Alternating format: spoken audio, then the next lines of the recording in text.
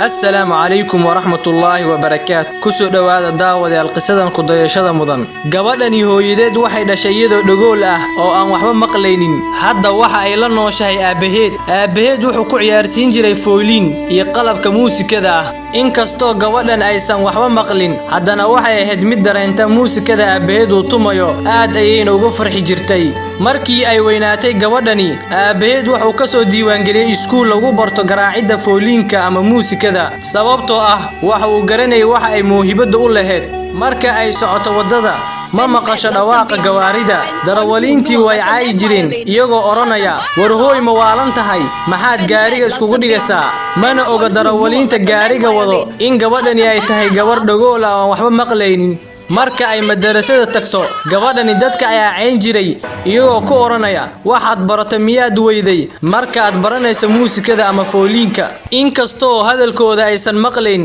haddana uu saameyn jiray iyadoo dareemaysa inuu yahay hadal ku dheehan canaan waxayna ku oran jireen halkan waqtigaaga waxba iskaga luminin waxna kuuma soo siyaadinayso marka ay soo noqoto dugsiga waxay u tagi jirtay aabaheed oo dadka u ciyaarayo fooliin intuu qaato ayuu dadku u garaaci jiray deedna lacag ayuu sidaa ku heli jiray dabadeed gabadha aabaheed ku oran jirtay walima waxaad ciyaaraysaa fooliinkii aan kaaga tagay ayadoo gabadhii kula hadlayso qaabka ay u wada hadlaan dadka dhagoolada ah intaa kadib gabadhii ayaa oohin bilowday iyadoo dareemayso rafaadkii dhibka uu aabaheed u marayo iyada darteed dabadeed aabaheed intay la fadhiisatay ayay ku tiri aabe aniga maxaan ugu duwanay dadka kale iyadoo ooynayso aabaheed ayaa ku yiri adiga maxaad u doonaysaa inaad la mid noqoto dadka kale noqo mid dadka ka soocan muusikadu waa wax muuqdo indhahaaga in yar isku laab adiga ayaa arki doona dabadeed intay muusikadii soo qaadatay ayay bilowday inay ciyaarto iyadoo soo xasuusanayso waxyaabaha dhibka badanaa ee ay soo martay way ciyaartay iyadoo soo xasuusanayso cid kastoo ku oranaysay adiga waad guuldareysatay mana guulaysanaysid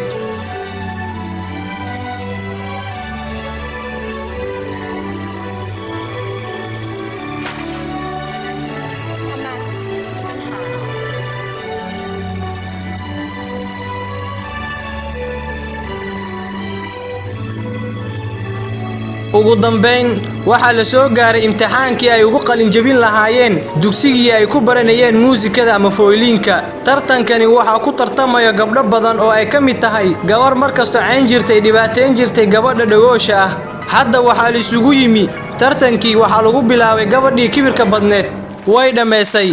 ninkii xiriiriyaha ayaa ku yiri wax lala yaabo ayay gabadhaasi soo bandhigtay isagoo ninkii wato hadalkiisii ayaa soo galay nin wuxuuna u sheegay in ay jirto gabar dhagool oo doonayso in ay tartanka ka qayb qaadato ninkii xiriiriyaha ayaa ku yiri ka soo qaybgalayaashii tartankeena waxay noogu soo xigto gabadhaas oo ula jeedo gabadhii dhagoosha ahayd dabadeed gabadhii ayaa masraxa soo kortay iyadoo ay dadkii idil yasayaan gabadhii wax yar kadib waxay soo bandhigtay wax dadka ama ka ku riday inta aysan waxay soo xasuusatay hadalkii aabaheed kadibna indhaha ay isku laabtay deedna way bilowday waliba iyadoo soo xasuusanayso dhibaatooyinkii ay kula soo kulantay dugsigeedii ay ku soo baranaysay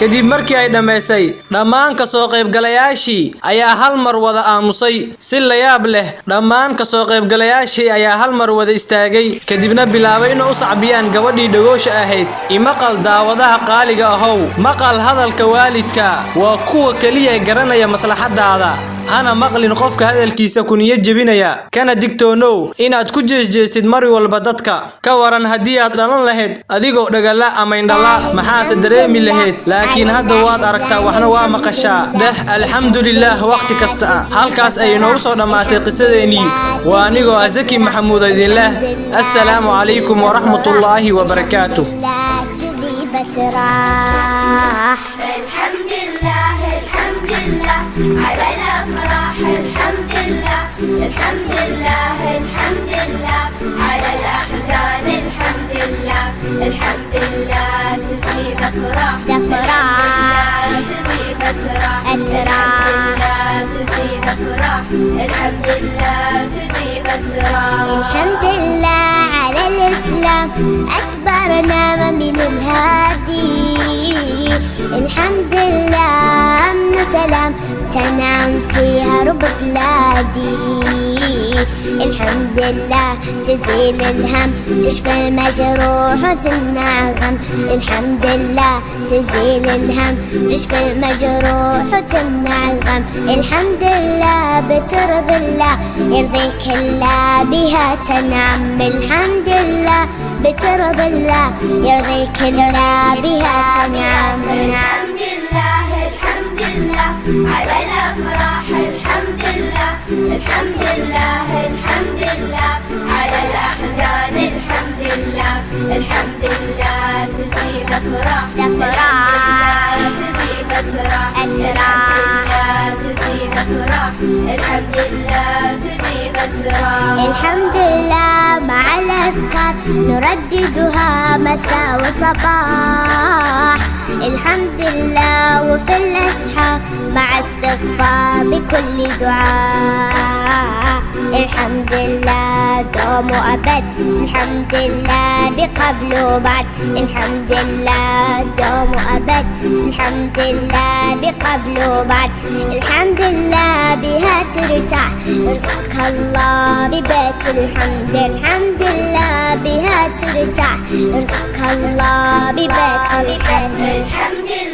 الحمد لله على الأفراح الحمد لله الحمد لله الحمد لله على الأحزان الحمد لله الحمد لله تزيد أفراح الحمد لله تزيد أتراح الحمد لله تزيد أفراح الحمد لله تزيد أتراح الحمد لله على الأفراح الحمد لله الحمد لله الحمد لله على الأحزان الحمد لله الحمد لله تزيد فرح الحمد لله تزيد أتراح الحمد لله تزيد